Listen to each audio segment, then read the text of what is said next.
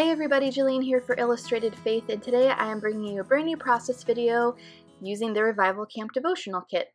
So for the duration of Revival Camp this summer, I decided to work in the add-on journal that's available with the Devotional Kit. So a craft-covered traveler's notebook insert, and what I'm doing here is taping 2 pages together. This notebook has way more pages than I personally need for Revival Camp, and so to thicken them up a bit, I'm just simply taking the Illustrated Faith tape runner and adhering 2 pages together. Then what I decided to do after I worked through the first session, Explore, was I wanted to use the washi from the kit along the edge of the page where the devotional content will be. I think it would be fun looking back to see potentially like 3 different washi tapes throughout the book, since there will be 3 Revival Camp devotional kits. Then I'm looking through the kit here to pull out the devotional paper. So today we're going to be going over the prayer devotional written by Tanya. And I'm just going to again use my tape runner to get it down on the page there. So I gave you a look at the first week, and I like the cohesion that it creates.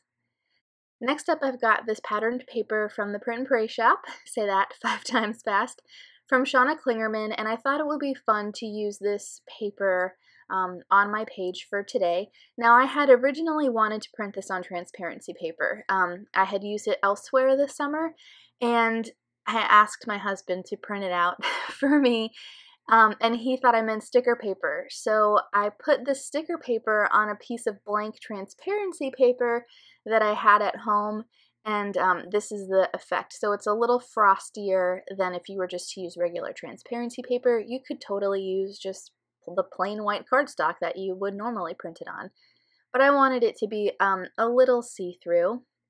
So I just figured out how much of the page I wanted it to take up, and then from there figured out like what angle to cut it at using my paper trimmer. And instead of using the tape runner to get it down, since it is a bit transparent, I decided to use my Tim Holtz tiny attacher so that you wouldn't see any of the glue or anything like that underneath it. Of course, I didn't get a perfect trim, so I'm just going to take my scissors and get rid of some of the excess that's hanging off the bottom. Next, I'm going to take the kit washi. I actually have the scrap from what I cut off of the left side of the page, and I'm going to cover the seam where the patterned paper meets the white paper. So just to break it up a little bit. And I didn't have quite enough to get me all the way down to the bottom, so I just tore an extra little piece off. I'm not going for perfection here. It's definitely got a handmade look. So I've got a piece of white cardstock there. You can see that I flipped over to the first entry that I did and showed you the badge that I used. So instead of actually putting the badge in my traveler's notebook, which I think would be really fun to do, I'm instead using the badge stamps that are included with the stamp set to go ahead and incorporate the badge onto my page. So I decided to use this pink ink. I'm just kind of testing it out to see if I like it, if I want to use that color.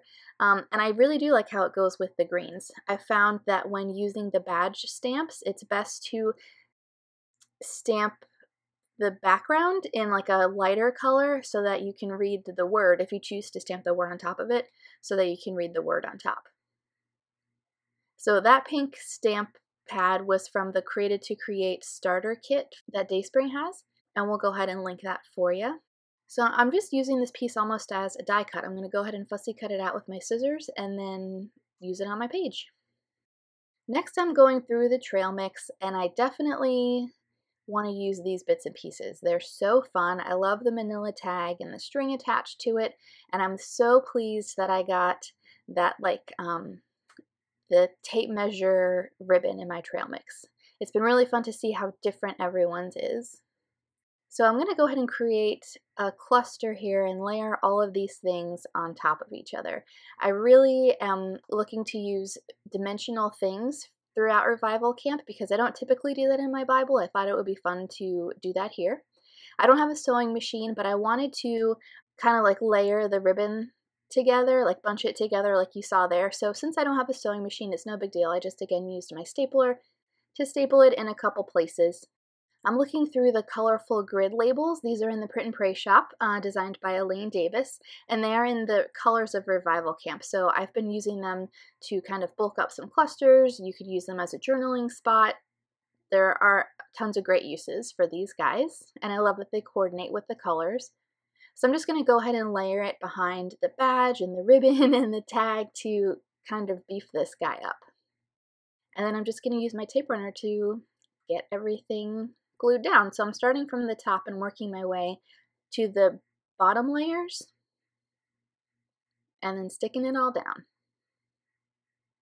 And I'm just going to use the tape runner to get the ribbon down also. Now there's a little bit of a gap there between the ribbon and the grid label, so I decided to use this washi from my stash. I love the purples in it, and for some reason was really drawn to purple for this layout. You'll see that in a little bit towards the end of the video. So I love that little pop of color peeking out from behind. So in Tanya's devotional, she says, "Women are doers." And as soon as I read that, I totally resonated with what she was saying through her devotional. And my absolute favorite takeaway, just totally warmed my heart, from her devo here says, "The gap between our lips and his ears is the shortest distance in all of creation." And I love that so much. I ended up pulling that out as my journaling for my spread today. But here she quotes Psalm 18:6 in her devotional at the top of her card. And that says, "In my distress I called to the Lord. I cried to my God for help. From his temple he heard my voice. My cry came before him into his ears." And so I wanted to pull out that part of the verse where it says, "My cry came before him into his ears." It's just so sweet to think about our loving Heavenly Father hears our prayers, and in fact even knows what's on our heart before we pray. And I just love that, having that reminder this week. So that was why I really wanted to use that ribbon, the tape measure ribbon, because she says the gap between our lips and God's ears is the shortest distance in all creation. So I like that little measuring tape ribbon. I thought that was like a cute nod to that wonderful sentiment. So now that I have my journaling down, I'm going to go ahead and write the reference for this verse on the grid label. I'm looking to the die cuts. I pulled out a little compass to layer behind the tag. And then I want to add some stamping as a finishing touch onto the page. And I'm looking here for what purple mediums I have to go ahead and do that. So I've got this purple pigment ink from Studio Calico. I've got a Dina Wakley heavy body acrylic. I've got a lilac color paint from Target. And I really wanted to use this plus sign from the stamp set to just kind of finish off the entry. But first I'm going to use this scrap paper to test the colors before I put them onto the page. This purple I wasn't really feeling. I feel like it was just super pastel, and the pink is already pastel, and I wanted like a more vibrant purple.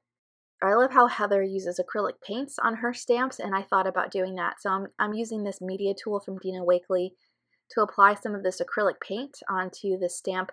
And you couldn't really tell that it was a plus sign. It was a little blobby. So I practiced a bit, tried to use as thin of a layer of paint as I could on there, and it just wasn't working. While I loved the color, I didn't love the stamp impression.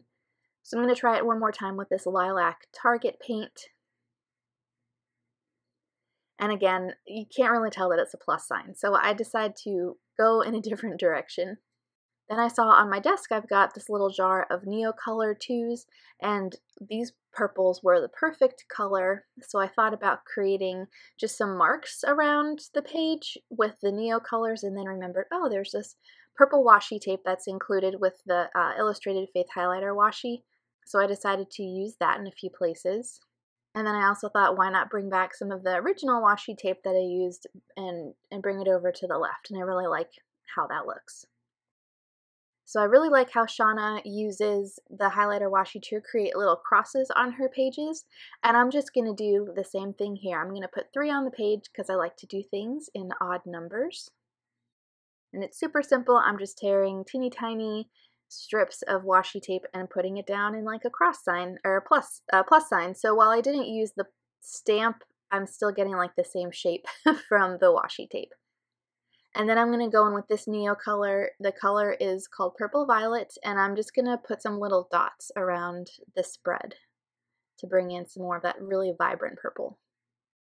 I think it would be fun too to water down the Neocolor and then pick it up with a paintbrush and use like purple paint splatters. That would have been really fun to do.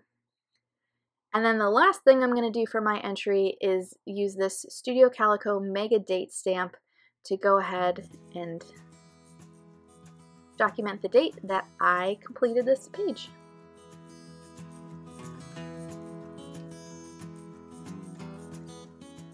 So that's going to do it for me. I've got a couple looks at my finished page here. Thank you so much for watching. I hope that you are loving Revival Camp. I hope that it is totally just refreshing you in this season. I've got all of the supplies I used linked in the video description below. Have a great rest of your week, and I'll see you soon.